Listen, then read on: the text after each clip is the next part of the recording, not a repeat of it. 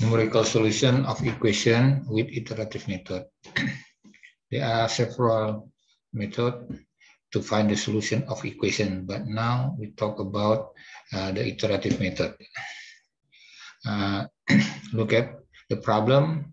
Yeah, this problem is about how to find the solution or root of equation x cubed minus 2 equals 0. Yeah, there are 3 steps in iterative method. Step one is about iterative formula, step 2 about interval of solution, and step 3 about solution. Okay, let's talk about step 1. How to find or how to determine the iterative formula in step 1. First, we have to move minus 2 to the right side, yeah, and then x cubed equals 2, yeah, because already moved to the right side. Next, we extend x cubed as 3x cubed. Automatically, we have to add 2x cubed on the right side. Yeah, remember, if 2x cubed move to the left side, so 3 minus 2 to be original equation. Yeah, not only 3 and 2, we can choose, for example, 5 and 4. Yeah, 5 and 4. Yeah, same like 3 and 2, 4 move to the left side to be 5 minus 4. Yeah, back to the original. Okay. Next, we divided all left or right side with x squared. Yeah, and then 3x cubed to be 3x, 2x cubed to be 2x, and 2 to be 2 over x squared. Again, we divide with 3. Yeah, 3x to be x, 2x to be 2 over 3x, 2 over x squared to be 2 over 3x squared. Yeah. So it means that the iterative formula is the way to change the equation to be x, like this. Yeah, only x. Okay, we almost finished. We just weigh out 2 over 3 to make a simplest equation. Yeah, 2 over 3 times with x plus 1 over x squared. This is the simplest form. And then we only add n plus 1 and n in the left and in the right side. Yeah. Okay.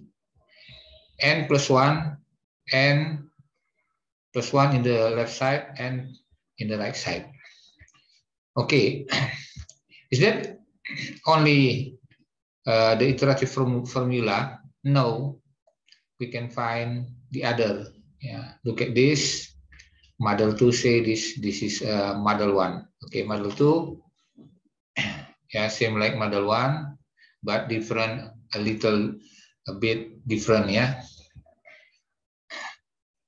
Here we just add variable x in the left and in the right side.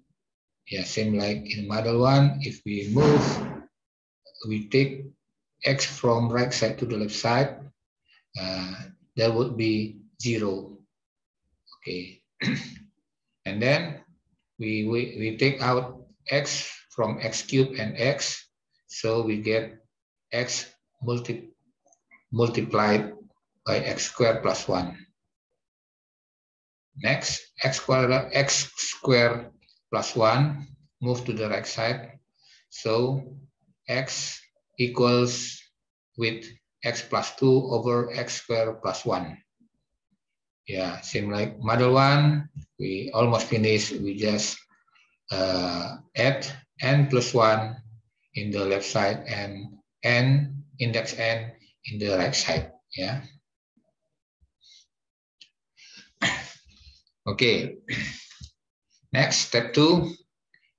Step 2, it's about interval, yeah, interval. So we can choose arbitrary number, for example, 0 and 2. Yeah, we substitute 0 to the equation, and we get like this, minus 2. And if we substitute number 2 into equation x cubed minus 2, we get 6. Yeah, we have now we have different sign here. Yeah, one is positive and the other is the negative. Yeah, it's negative and positive. Okay, it means that we already get the interval. Yeah, the interval is 0 and 2. Remember, yeah, if we get both minus or plus, yeah, it's not the interval. Yeah, the interval must be like this. Yeah. Okay. Is that only this to find the interval? No, we can use the other. Okay, let's see. We use here. Yeah, this is the online graph. Yeah, the equation we write here. Yeah, x. Okay, and then to the power of 3 minus 2. Yeah, minus 2. Okay, look at this. With the red color, this is the graph of our equation. Yeah, this graph intersect x-axis here at this point. Yeah, 1.26. Yeah, this is the intersection point between graph and the x-axis. Okay, this is the solution for our problem. Yeah, so how to determine the interval? Yeah, we just see number in the left and in the right side of 1.26. For example, in the left side, there are 0, minus 2, minus 4, minus 6, yeah, etc. And in the right side, there are 2, 4, 6, 8, etc.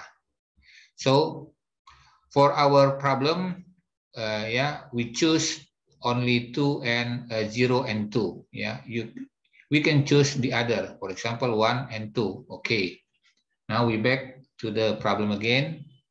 Yeah, remember, yeah, 0 is the number in the left side and 2 in the right side.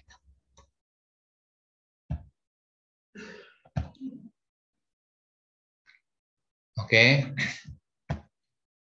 so we continue to the step 3. In the step 3, we want to determine or we want to calculate the solution. First, yeah, take arbitrary x1. Yeah, you can choose like this 1, but remember x1 must be in the interval, inside interval. Yeah, okay, you can choose the other, for example, 0.2, 0.4, 0.5, 1.8, 1.9. Yeah. Okay, for this we take x1 as number 1. Yeah, x1 equals 1. We substitute this to the formula. Yeah. Okay, this is x1, 1 over x1. So we get x2. Yeah, x1, 1 plus 1 per 1 over 1 square. Yeah, 1 over 1, 1. 1 plus 1, 2. 2 times 2, 4 divided by 3. We get 4 over 3, 1.3. Okay, the same way we use to find x3. Yeah, substitute x2 into this formula. Okay, x2, x2, and then we get 1.264. Okay, that's all about the iteration. So when we will finish this, yeah, if we get the same number 3 times like this, yeah, with the red color. Yeah, if we get 3 times the same number, it means that we have to stop and we get the problem. The problem is the solution is 1.26. Okay, or we can try the other. We use Excel. Yeah, it's very simple. Okay, look at this. Okay, here the iterative formula, yeah, that we have talked. And x1, we choose 1, yeah. Okay, and how to find x2? We just write this formula into Excel, yeah. Okay, start with sign equal, and then write bracket, open bracket, 2/3 times in open bracket. This is x1, yeah, x1, yeah, above, and then plus 1/x1 again, yeah, but square, yeah. Finish. Let's see, we get 1.3, but remember this is more than 3 decimal place, yeah. For example, if in the paper they ask you to write into 3 decimal places, so we can use this express statement. Yeah, write around open bracket, comma 3. Yeah, because 3 decimal places. Okay, automatically change to be 3 decimal places. And how to find the x3?